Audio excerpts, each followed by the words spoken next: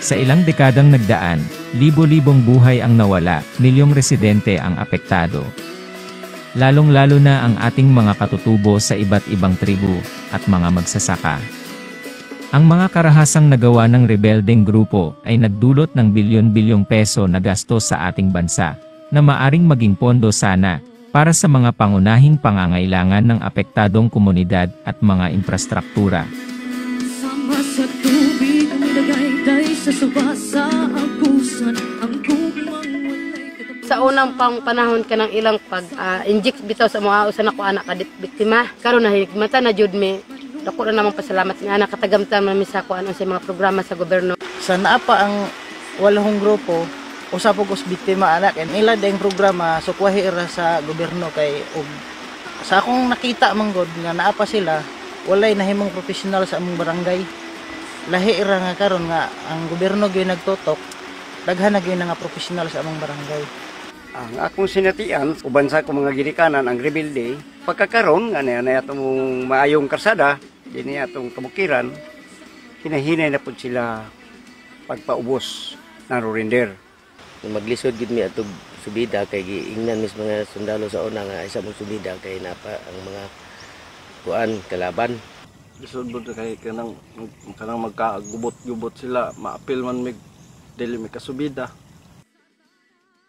We hold great anticipation for further advancement in our province's effort to promote peace and reconciliation for all Agusanos. I think our work has also been recognized. That's why we are given all this opportunity and support. One of this is through the Payapa at Masaganang Pamayanan program.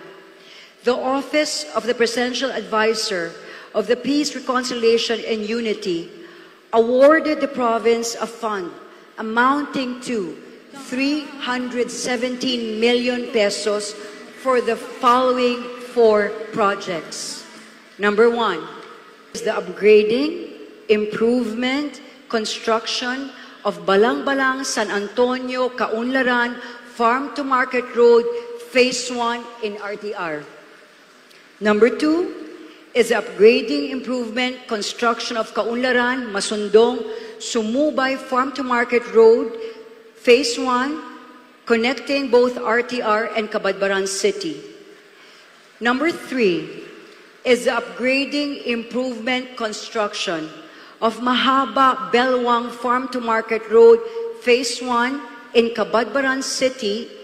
And the 4th is the upgrading, improvement, construction of Afga, Sitio Linaw-Linaw, Farm to Market Road with Bridge Phase 1 in Buena Vista.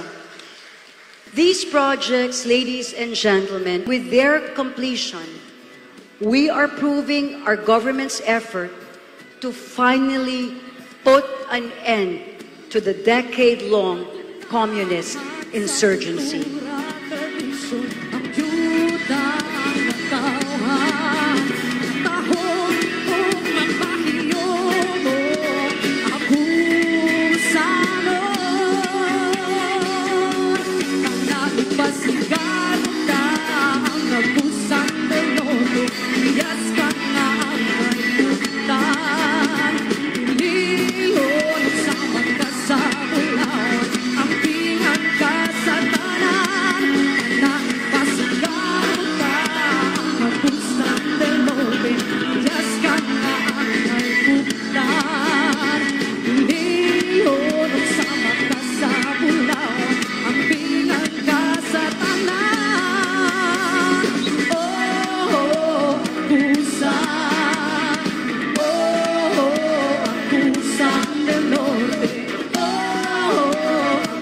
Akong dakong pasalamat sa atong nanggamhanan sa Agusan del Norte, labi na gayud sa Office of the President na kami natagaan og Farm to Market Road. Kini nga karsada dako kay katabang sa among mga maghuhuma diri sa among barangay para sa ilang pagtransport sa ilang mga produkto labi na sa saging. Ang pinakakusog namo diri nga produkto ang abaka, fiber. O kay gidugay ra kay ni namong gidamgo nga unta makasadahan ra kay kini magamit man ni sa atong test and order. Dako kay na kong pasalamat aning programa sa Upa Pro Pamana nga usa nga akong barangay naka-benefit ani. Na dako po na akong pagpasalamat sa nagpa-implement ani nga mga provincial government na kini nga project kay ani nga panahon karon diha na makita sa mga tao na unsay programa sa gobyerno nga kanang ilang matagamtaman. Dako kay na siya ikahatag na kautruhan sa panginabuhian sa mga tao.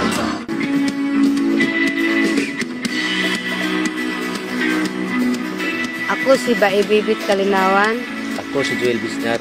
Ako si Gerald de Latina. Ako si Antonio Banak. Ako si Rubilin Wakiling. Ako si John Ray Roble. Kami ang taga-barangay Mahaba. O ang Pamana. Kami ang Pamana.